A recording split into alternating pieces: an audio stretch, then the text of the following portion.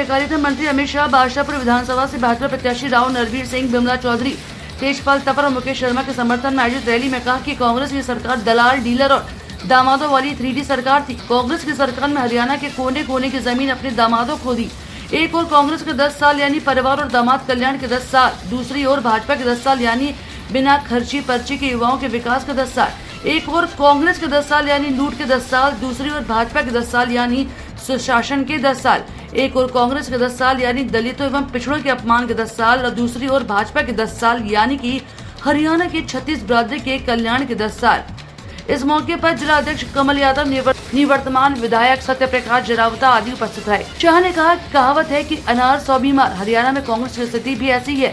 भूपेंद्र हुड्डा कहते हैं कि वे मुख्यमंत्री बनेंगे। उनके युवराज कहते हैं कि पिताजी आपकी उम्र हो गई है, मुझे बनने दो। कुमारी शैलजा भी तैयार बैठी हैं। बहन प्रियंका के कैंप से रणदीप सुरजेवाला भी तैयार हो गए हैं। शाह ने कांग्रेस नेताओं को सलाह दी कि कांग्रेस पार्टी को हरियाणा में बहुमत न मिलने वाला है, इसलिए उनका मुख्यमंत्री भी नहीं बनेगा। हरियाणा में मुख्यमंत्री भाजपा का ही बनेगा। उन्होंने कांग्रेस पर तंज कसते हुए कहा कि भैंस तो अभी गांव के बाहर है और यहाँ घी के लिए झगड़ा कर रहे हैं। शाह ने कहा कि स्वतंत्रता संग्राम में हरियाणा के भाई बहनों ने बढ़ चढ़ कर योगदान दिया। हरियाणा वीर भूमि और भारतीय सेना में हर 10वां जवान हरियाणा का रहने वाला है। नांगल चौधरी की जनसभा में उन्होंने महान स्वतंत्रता सेनानी राव तुलाराम का स्मरण किया और उन्होंने सन 57 की क्रांति में अंग्रेजों के दांत खट्टे कर दिए थे।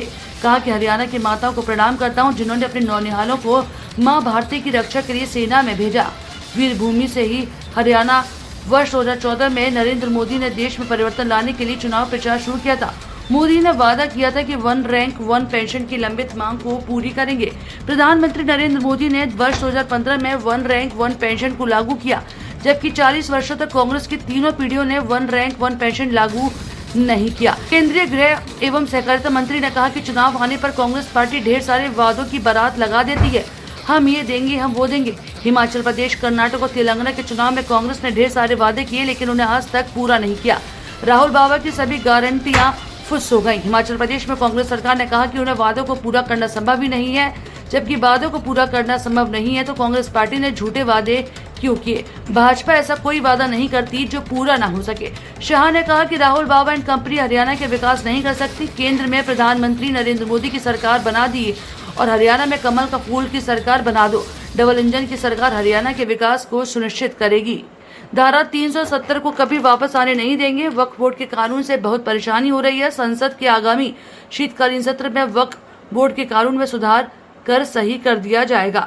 एक बादशाहपुर में मैं कहकर जाता हूँ, आप तो क्या, आपकी 3 पीढ़ी भी 370 को वापिस नहीं। कश्मीर हमारा, कश्मीर में फिर से कश्मीर का झंडा लाना चाहते हैं। भाइयों बहनों, मैं आज कहकर जाता हूं, जब तक मोदी सरकार है कश्मीर में एक ही झंडा फहरेगा, हमारा तिरंगा फहरेगा। और कोई भाइयों बहनों, कश्मीर की रक्षा के लिए मेरे हरियाणा के जवानों ने बड़ी कुर्बानियां देता है।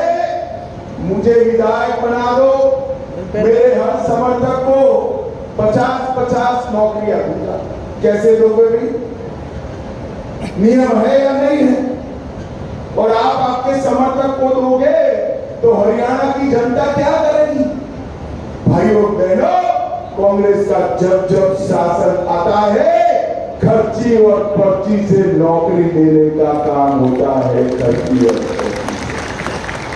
भारतीय जनता पार्टी की सरकार आई, हमने हरियाणा में 1.5 लाख लोगों को नौकरी दी। में अंधे हुए हैं।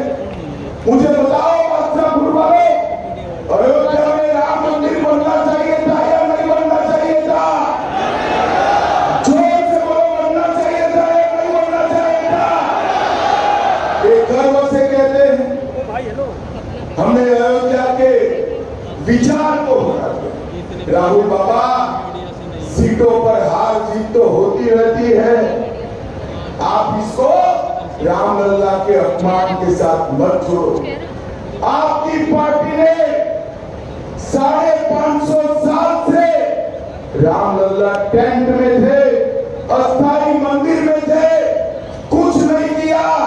मोदी जी ने भूमि पूजन भी किया, मंदिर भी बनाया और प्राण प्रतिष्ठा करने का काम भी। भाइयों बहनों, पूरा नहीं किया। हरियाणा वालों, बादशाहपुर वालों, आपने मोदी जी को प्रधानमंत्री बनाया, मोदी जी ने 1 रैंक 1 पेंशन का वादा पूरा। और आज मैं आपको कहने आया हूं कि 1 रैंक 1 पेंशन का तीसरा वर्जन भी मोदी जी ने लागू कर दिया है। अब नई तनख्वाह के साथ पेंशन मिलेगा। भाइयों, ये राहुल बाबा जो है कांग्रेस के, जानते हो ना जरा?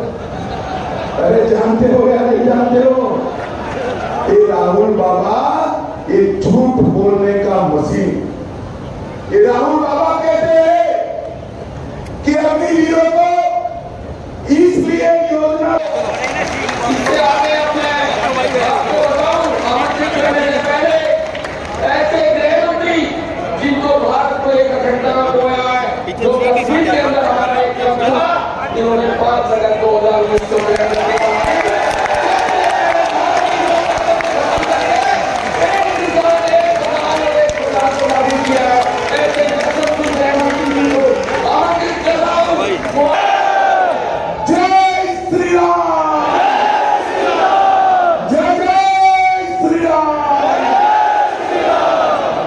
मंच पर उपस्थित श्री शरद प्रकाश जरावत जी, श्री कमल यादव जी,